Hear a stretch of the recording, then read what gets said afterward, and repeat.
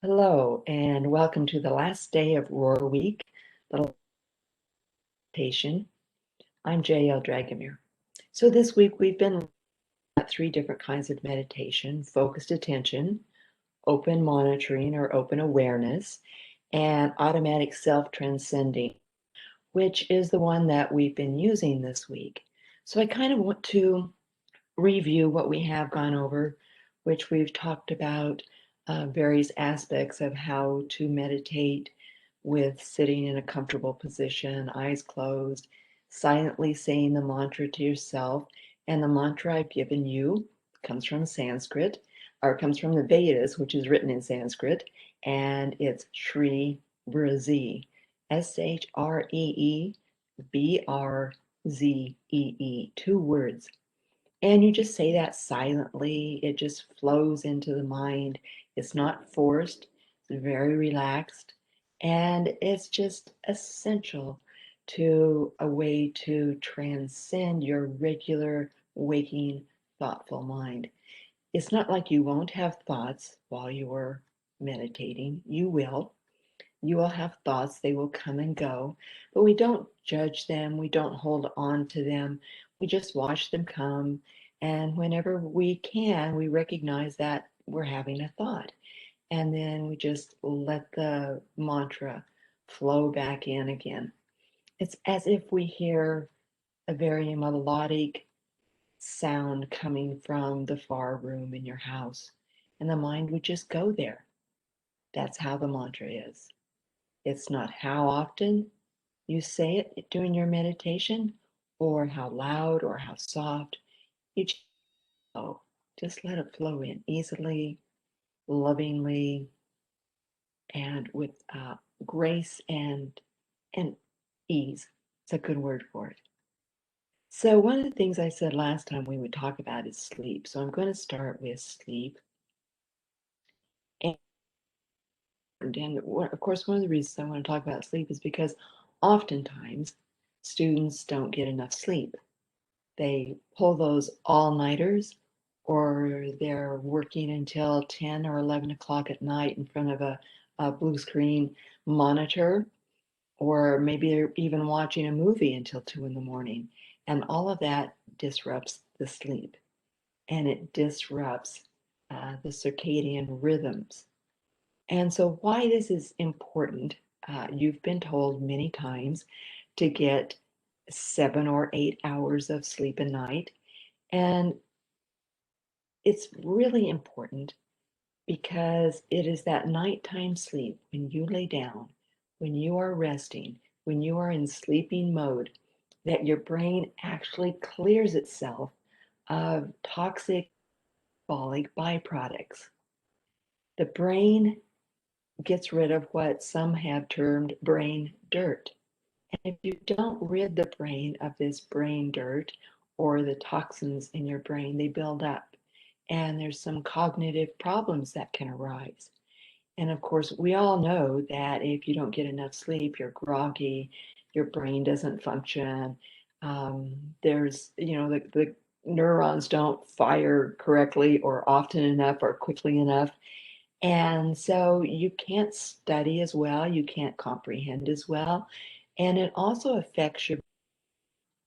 So you may make judgments that aren't necessarily conducive to your well-being or in harmony with your body and your mind. So we want to be sure and get 7 or 8 hours of sleep every night. And it's really best to go to sleep by 10 o'clock and get up by 6 o'clock in the morning.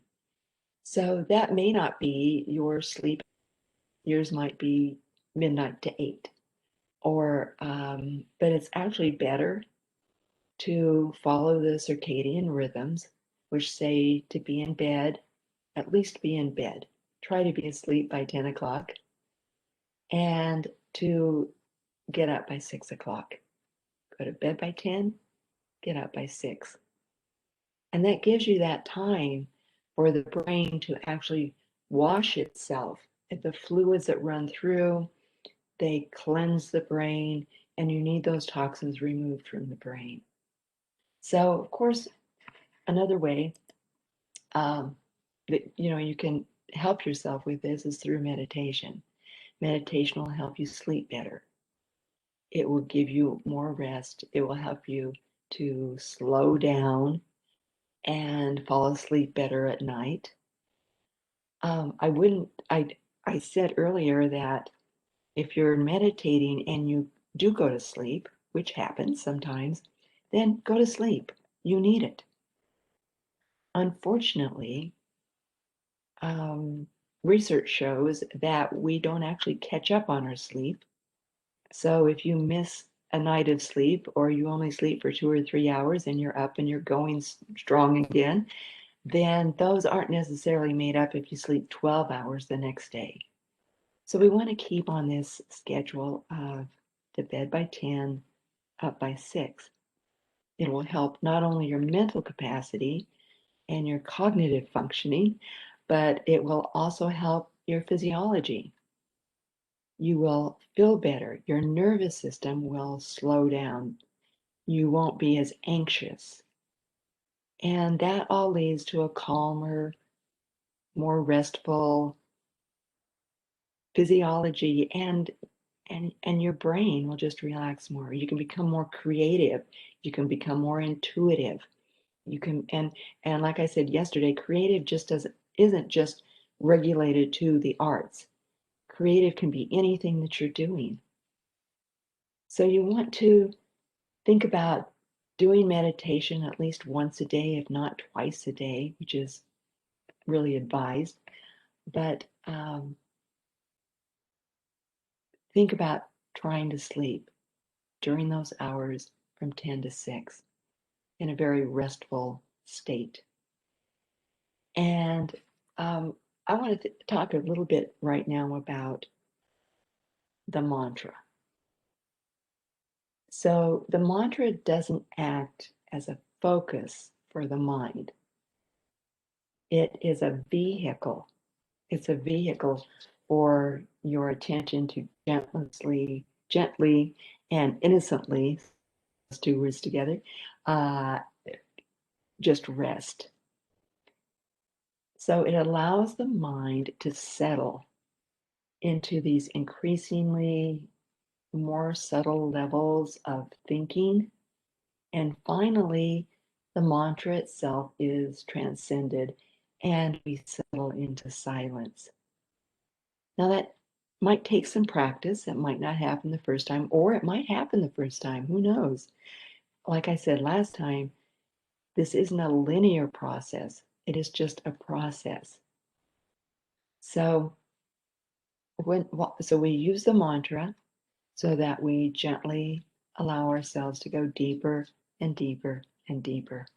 If you're using one of the other meditations, such as Qigong or um, Zen or Tibetan Buddhism, or if you're using mindfulness meditation or yoga, Vipassana meditation, those are wonderful ways to meditate.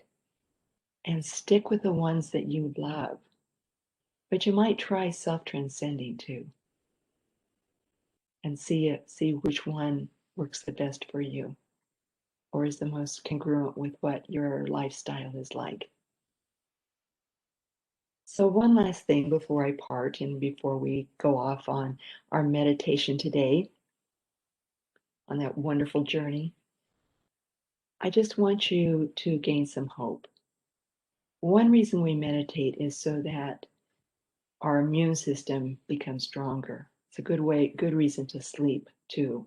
Those 8 hours is to have your immune system being enlivened and strengthened. But we also want to have hope at this time. And it's not always easy, but hope is about love and attachment.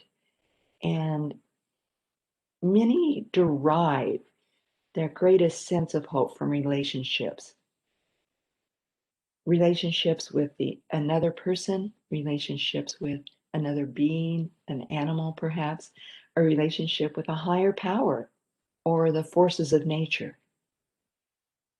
And I talked about trust earlier. And trust is actually a core element of hope, of trust, sustained by acts of disclosure to another person. So when we have these encounters with others and we perceive that we will have further encounters with others, then our hope just naturally arises. And feeling hopeful brings us a sense of peace and contentment. So, hope is associated with a balanced nervous system. Being calm can regulate your emotions. And when we're not struggling to control our emotions, we can flow into more creativity.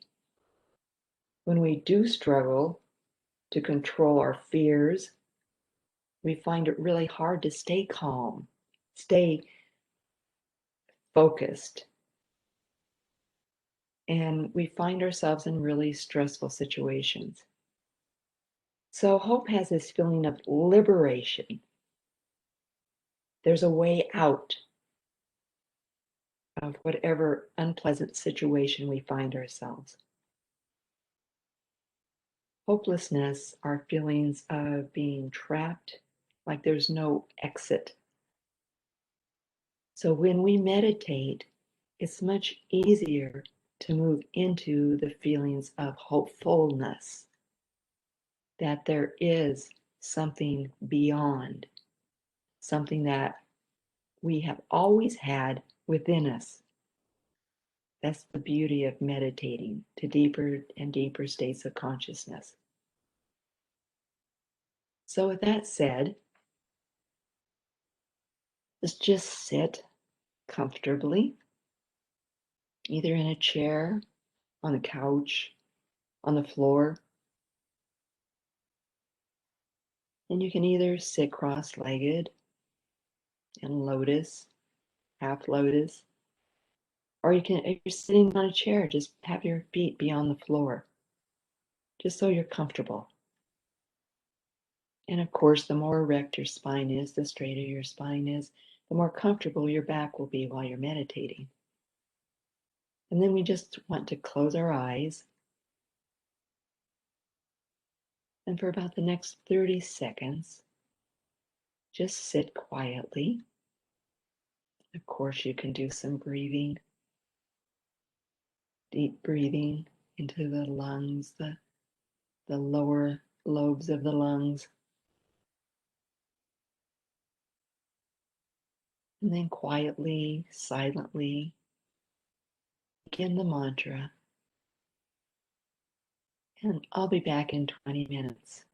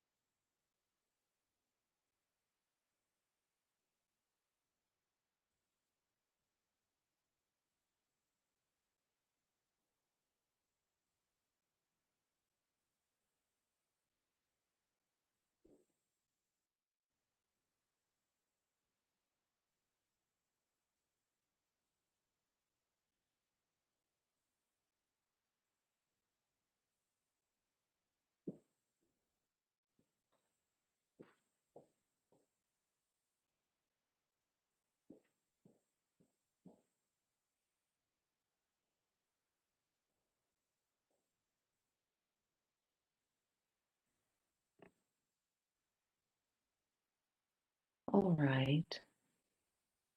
You can ease off of the mantra now or stop focusing or stop having open awareness. Just come back into this gentle awareness of your everyday life very slowly. Just rest for about a minute.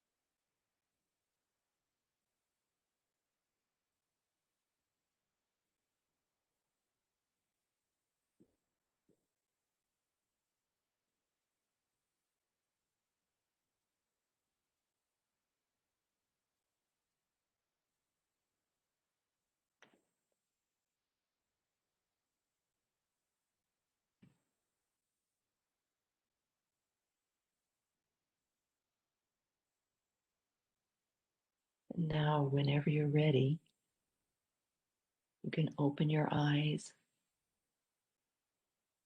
slowly wiggle your fingers, wiggle your toes, turn your head from side to side, lift your shoulders and let them drop, and just come back into everyday awareness. So I hope that was easy and comfortable. I hope that you'll meditate as often as you can. I hope you're hopeful.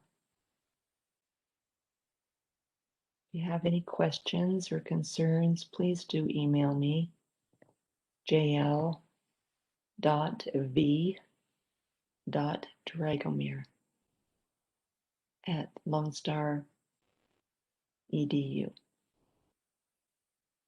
Have a wonderful life. Have a wonderful day, wherever or whatever time it is. Bye for now.